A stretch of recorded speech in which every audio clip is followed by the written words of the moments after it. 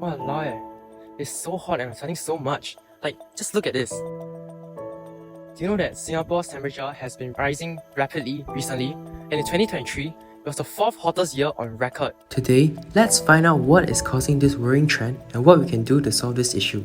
Greenhouse gases like carbon dioxide, methane and nitrous oxides allow visible light to pass through but not infrared light.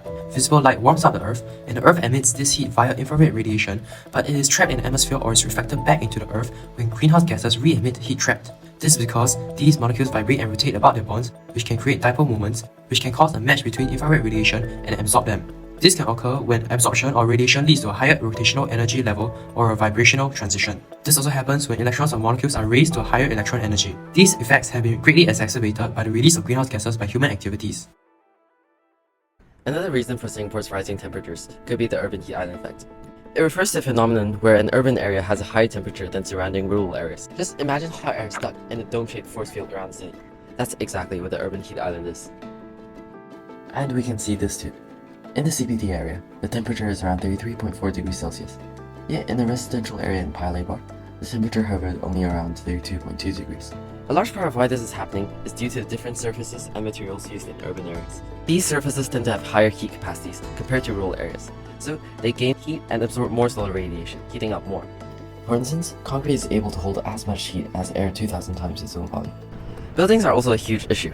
Not only do buildings block wind, inhibiting convection currents which cool the city, there are also surfaces which absorb or reflect sunlight to the ground, increasing the rate at which the city gains heat. And that's not all. The reduction of vegetation in cities, the waste heat generated by energy usage, high levels of pollution, all of these contribute to the heat island effect.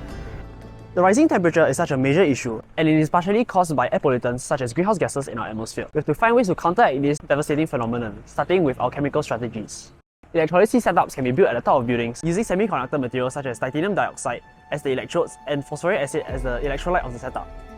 These semiconductor materials are used as photocatalysts to produce harmless fuels like formic acid from water and carbon dioxide, which is one of the main greenhouse gases that trap heat. Light absorb is used to create electron hole pairs where electrons in semiconductors are excited to the conduction band, leaving positive charges. As the electrons move towards the cathode, the holes move in the opposite direction. The holes are able to absorb water at the anode for oxidation, while the electrons are able to absorb the carbon dioxide at the cathode for reduction, as water and carbon dioxide are nucleophilic and electrophilic respectively. This creates hydrogen ions that can bond with carbon dioxide anions to form formic acid, which is collected as fuel. Now, on to physics-based solutions to mitigate the island heat effect. One effective strategy would be to utilize biomimicry of natural cooling mechanisms, which are often based on physics concepts. For instance, buildings based on thermal mounts can utilize passive cooling. Cool air disperses throughout the building via vents that stretch throughout the building.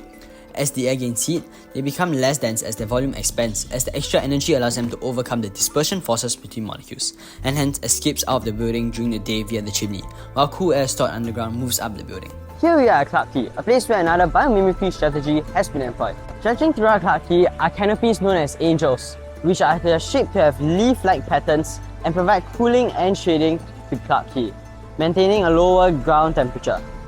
Additionally, the frames of the angels support low-speed fans such as these in order to lower the ground temperature by creating a temperature inversion that maintains a lower temperature of the street. For the biological strategies, one will be to develop buildings with plant-based facades. This is because, during transpiration, as evaporation of water is an endothermic reaction, plants remove the latent heat of vaporization, which can cool down the surroundings. Furthermore, plants are able to absorb the thermal radiation propagated by electromagnetic waves, as during photosynthesis, plants are able to absorb visible light that is used to break chemical bonds instead of being converted to thermal energy, like in the photolysis of water, where energy is required to break the OH bonds.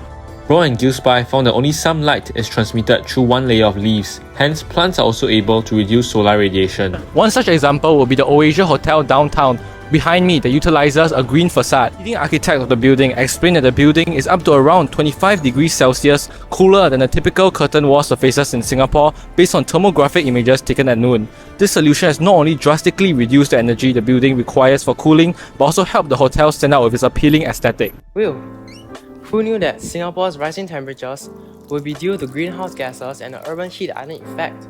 Fortunately, there are innovative ideas to help prevent these rising temperatures. These solutions not only incorporate science to help our environment, but also improves the aesthetics of our neighborhood. And it is, in my opinion, a win-win situation.